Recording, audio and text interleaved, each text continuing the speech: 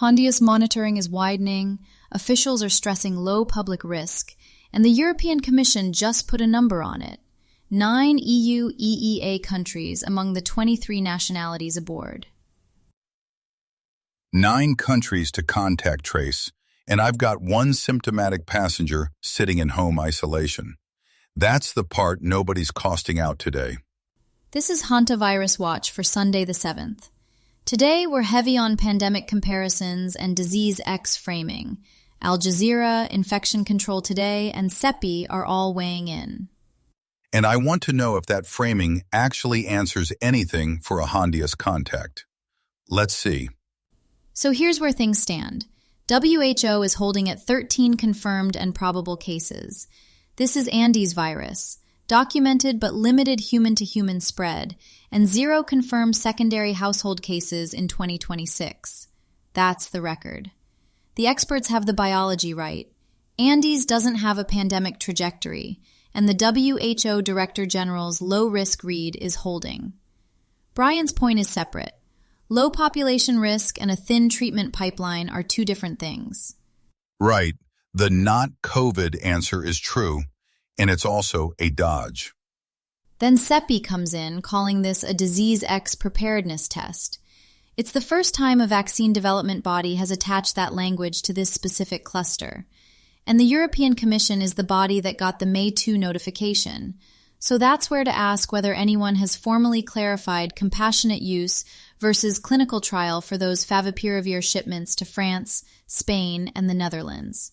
So far, no commission document settles it. Virginia's health department put it in writing this week. Possible there will be more cases.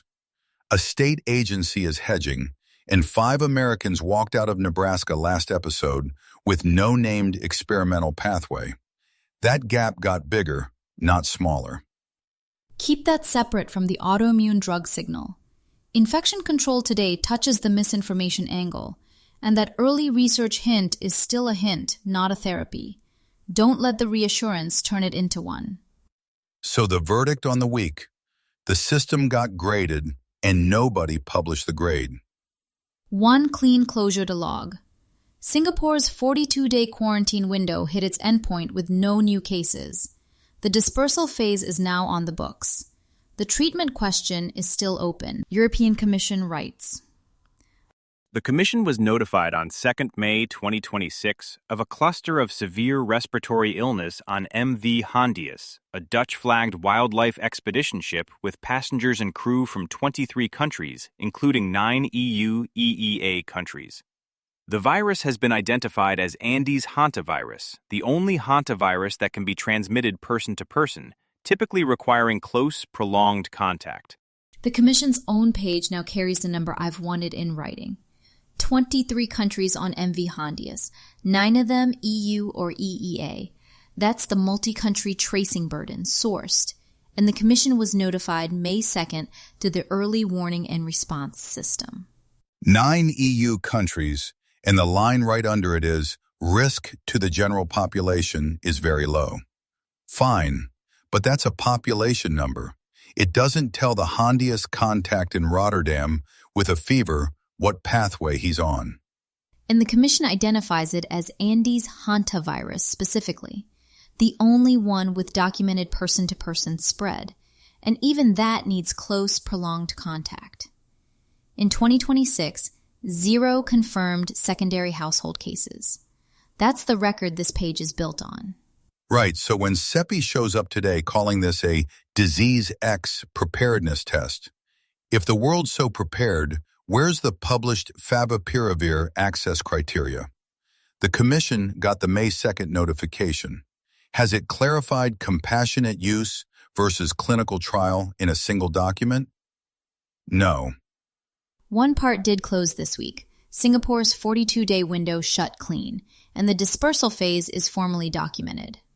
What's moved in is the framing, CEPI's preparedness language, the pandemic comparisons. The biology hasn't changed. The noise around it has.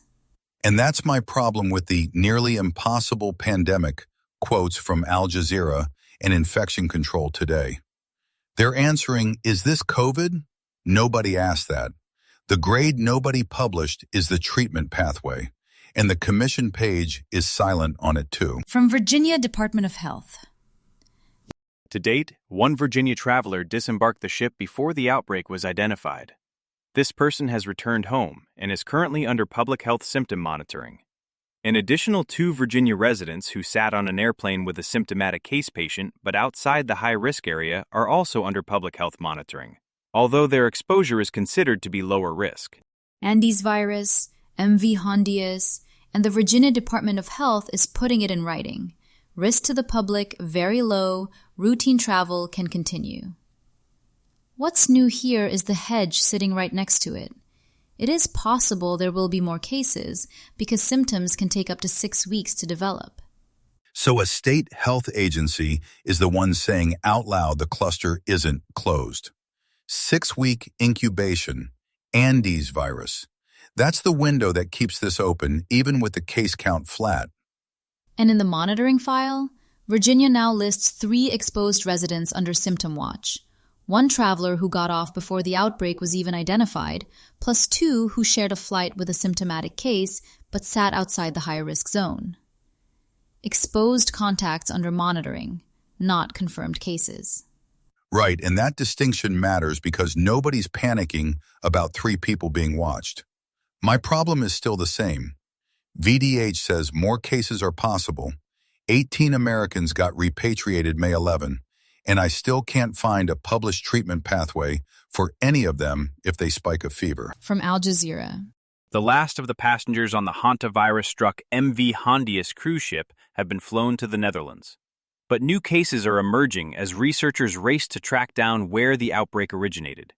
As authorities seek to arrange quarantines and access to health facilities for the passengers, communities where some of the passengers have gone have responded with anger and protests against what many perceive as risk of exposure to the virus. The strain here is Andes, and that's the whole reason the Al Jazeera experts can say a pandemic is nearly impossible. Andes is the one hantavirus with a documented human-to-human record, but limited, and in 2026 we've logged 0 confirmed secondary household cases. Right, but a passenger off the Hondius spiked a fever yesterday. Not COVID doesn't tell that person whether they get a drug or just sit in Rotterdam and hope. Counts holding. 13 confirmed and probable per WHO, and Singapore's 42-day quarantine window closed clean this week. The logistics side really is done. So the case math is settled, and the treatment math is still blank.